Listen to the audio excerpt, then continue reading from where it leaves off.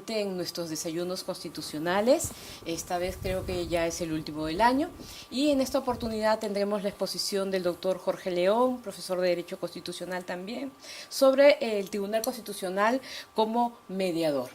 Jorge, esperamos tu exposición que seguramente será muy ilustrativa. Gracias. Muchas gracias. Buenos días. El tema que voy a pasar a exponer brevemente es un tema muy, se podría decir, interesante desde el punto de vista de las funciones del Tribunal Constitucional y en general de la jurisdicción constitucional, diríamos, de cómo estos también evolucionan, así como evolucionan las formas de conflictividad y las formas también de solución de estos conflictos, ¿no? En ese sentido, quiero plantear aquí la tesis de que para determinados tipos de conflictos constitucionales, los tribunales no necesariamente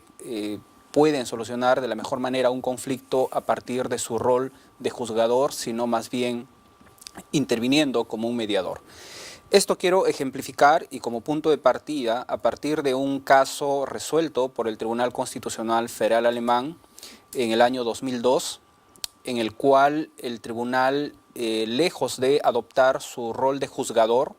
resolvió el caso más bien asumiendo un rol de mediador, ¿no?, entre las partes. En ese sentido, a partir de este caso voy a empezar a dar algunas ideas, ¿no?, y al final quizá podamos un poco también discutir sobre qué tanto esto podría ser aplicado, sobre todo a nuestro contexto, y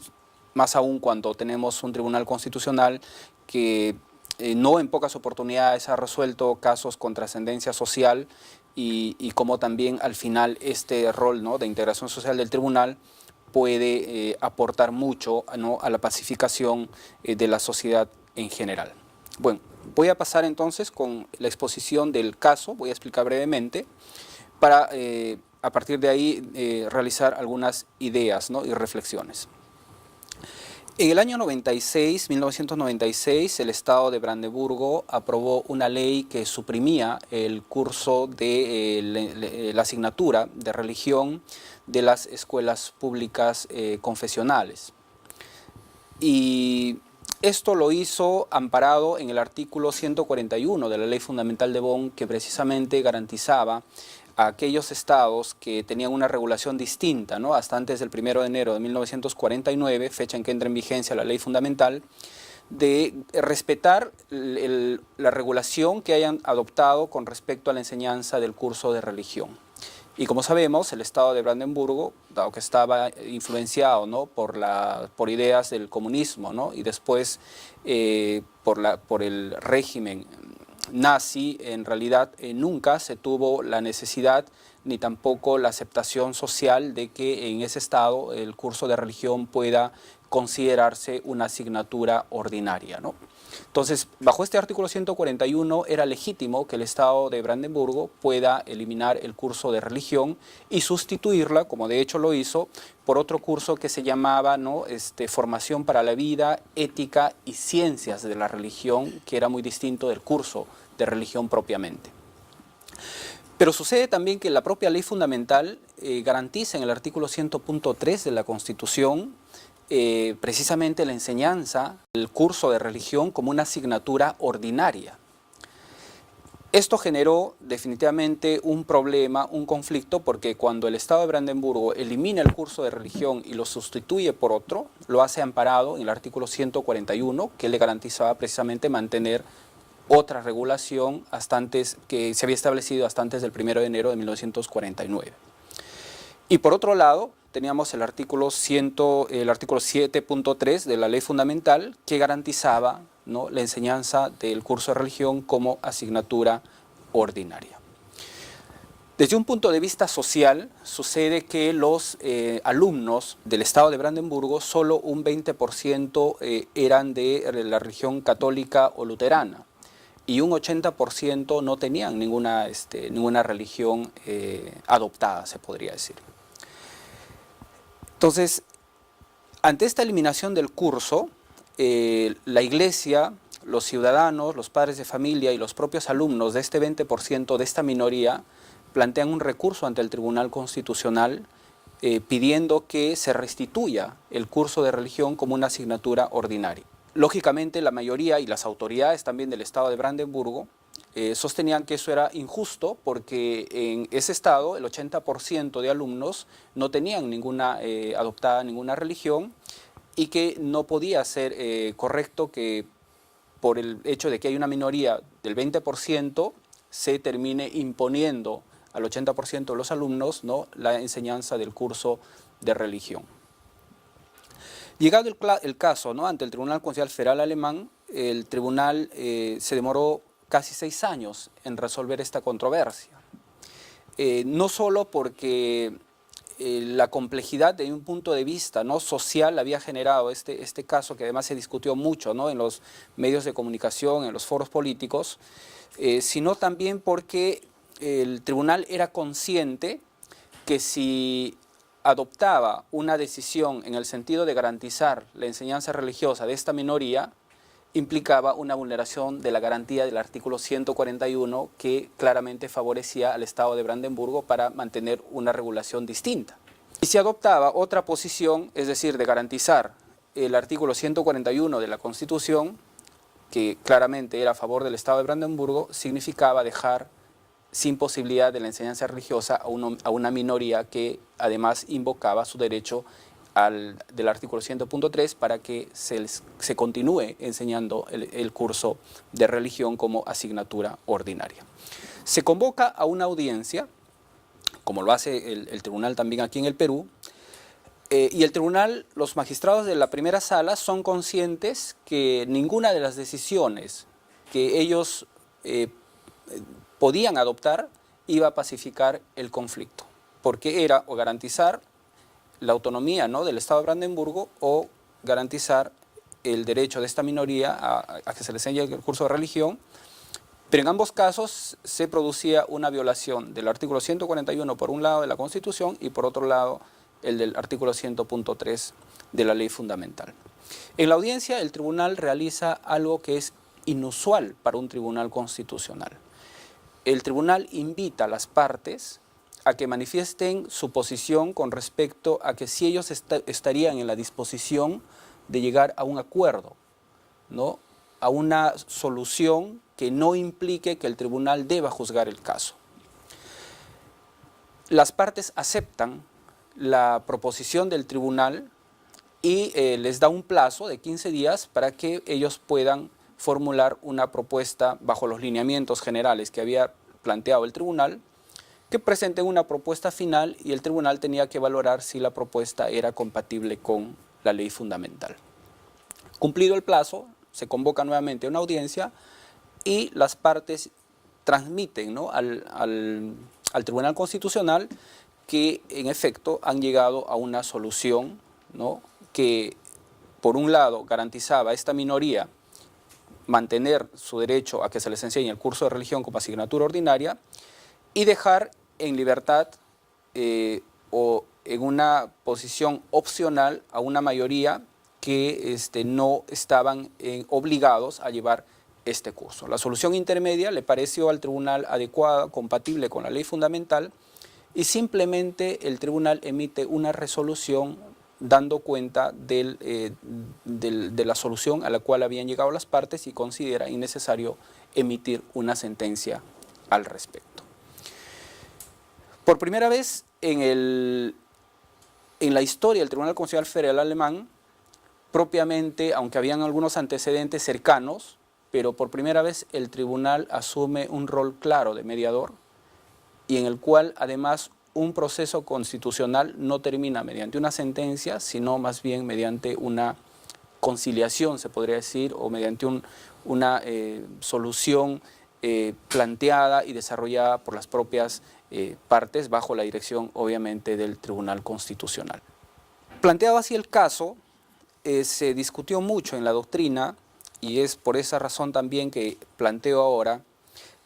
si los tribunales constitucionales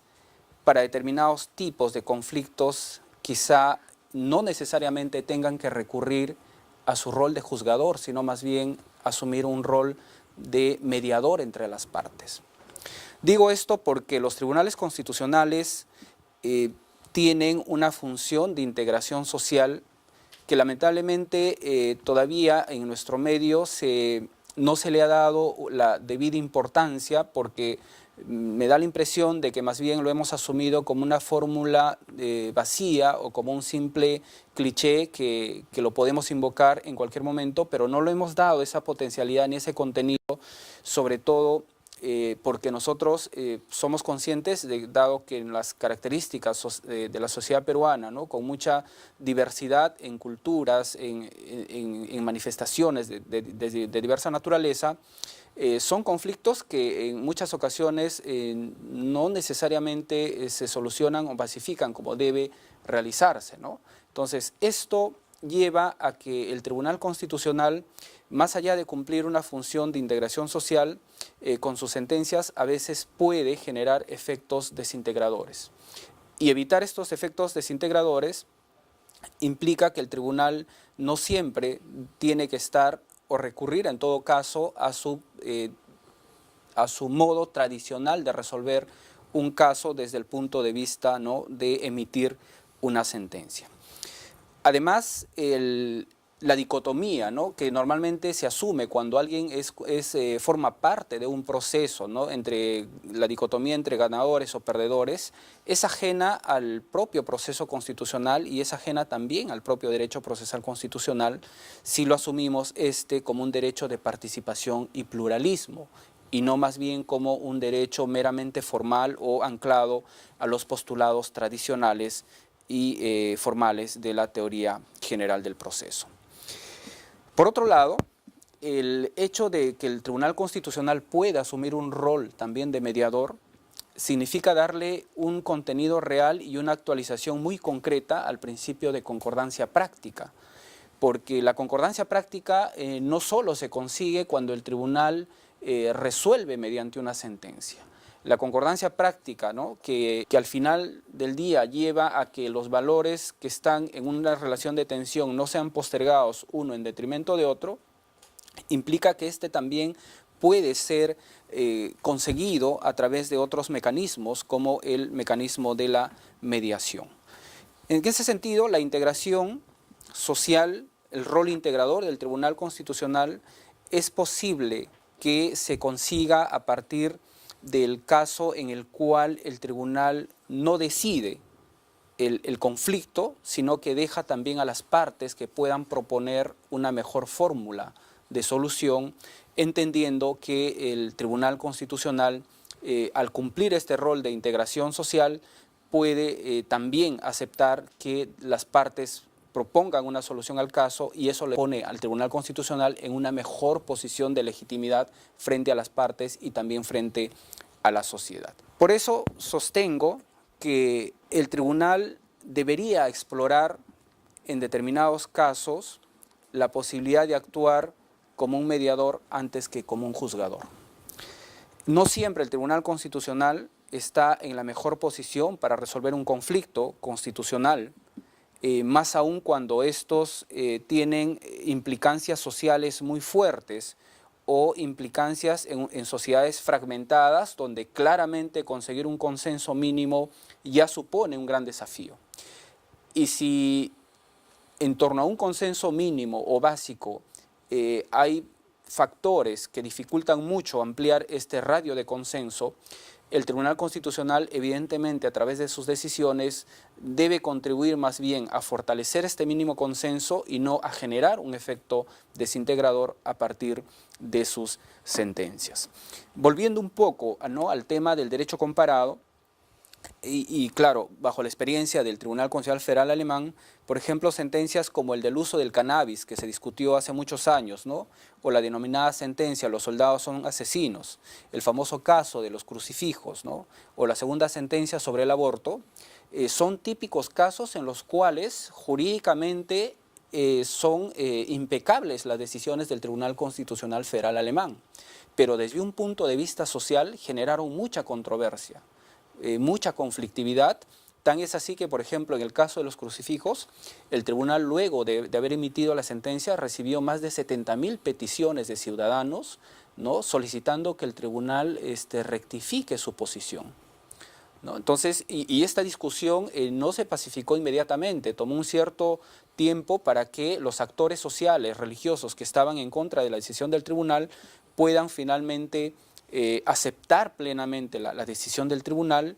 y con eso también se pone en relieve de que la aceptación de una sentencia del tribunal es un factor fundamental para su legitimidad misma, ¿no?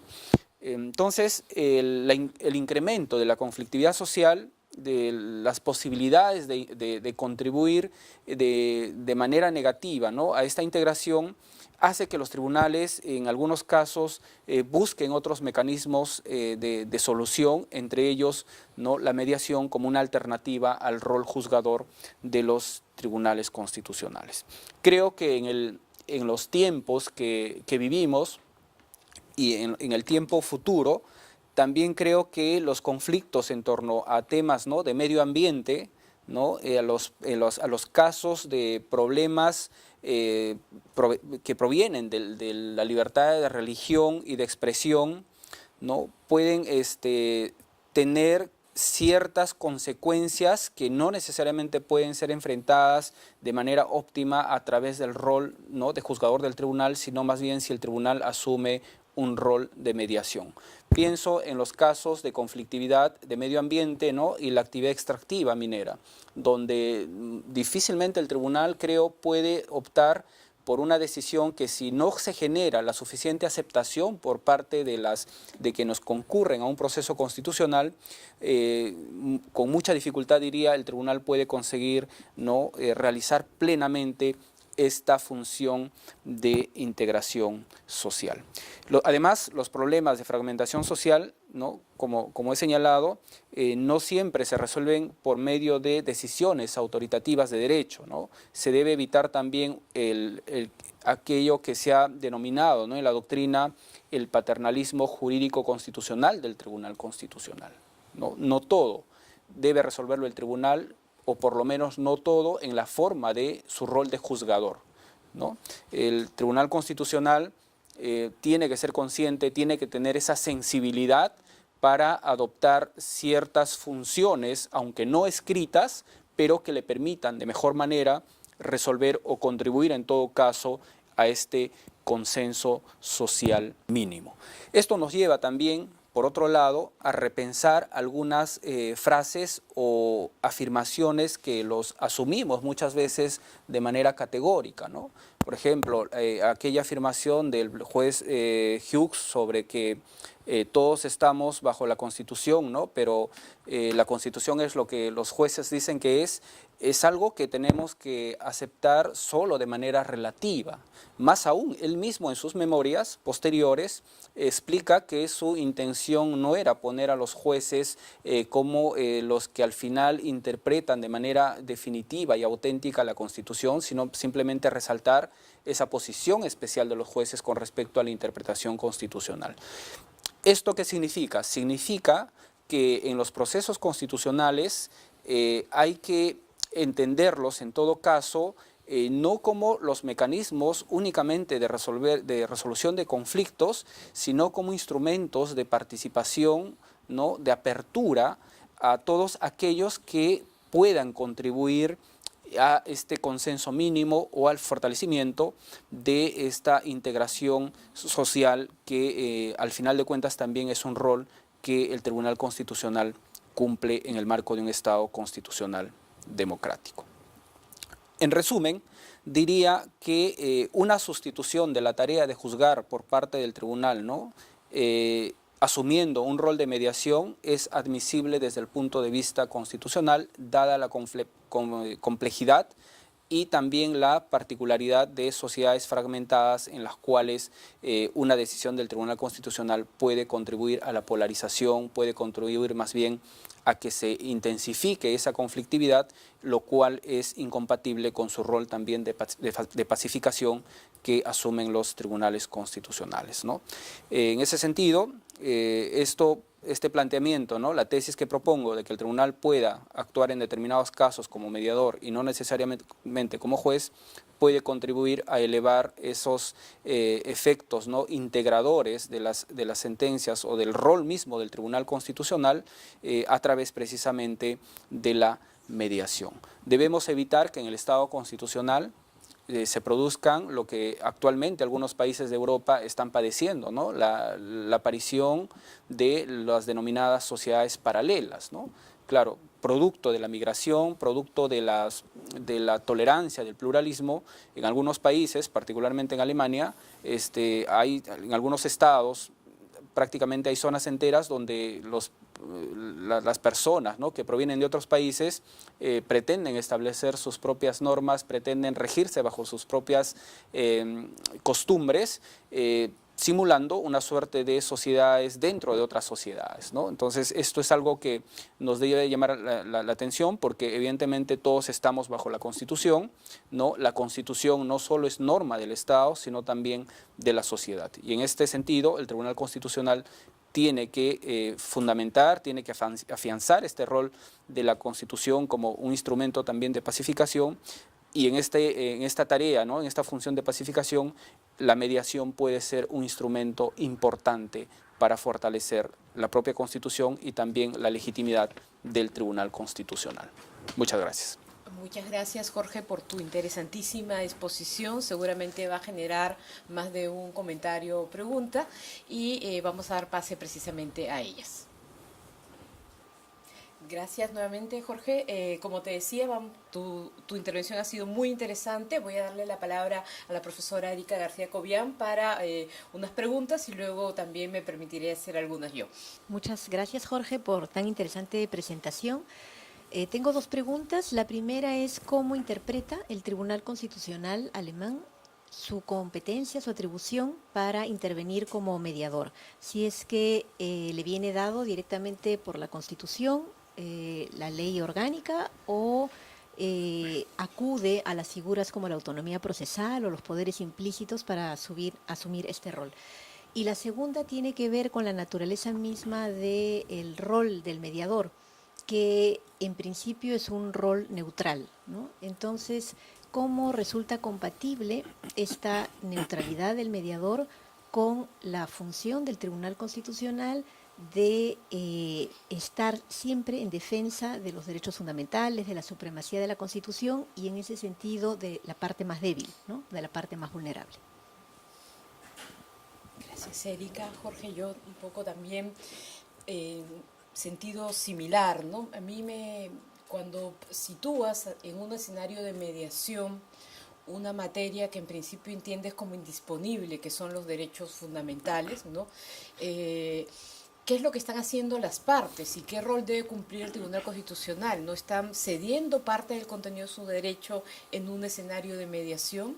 ¿Es posible hacerlo? ¿Es una forma de ejercicio de los derechos fundamentales que están eventualmente en colisión? Eso me gustaría conocer tu opinión, ¿no? Y luego también dentro de tu exposición señalas que efectivamente estamos frente a casos que no son casos cotidianos, son casos que eventualmente involucran mucha emoción social, ¿no? Tensión, incluso de alguna manera fragmentación de la sociedad, ¿no? Y que en ese escenario es que el Tribunal Constitucional tiene que recuperar, darle sentido a su rol pacificador, que implica el de dar una respuesta no vinculada solamente a la interpretación del derecho, sino a conocer el sentir de las partes involucradas, ¿no?, de las partes sociales involucradas, ¿no? Porque de esa forma se construye o se consolida su rol pacificador, se legitima la actuación del Tribunal Constitucional, ¿no? Eso lo entiendo desde el punto de vista del tribunal, ¿no? Pero la pregunta es, bueno, pero estamos frente a mandatos constitucionales que algunos son mandatos fundamentales de derechos fundamentales. Y la pregunta es, aunque una gran mayoría esté de acuerdo y sea eventualmente un tema social, si hay una minoría que tiene que ser protegida en sus derechos,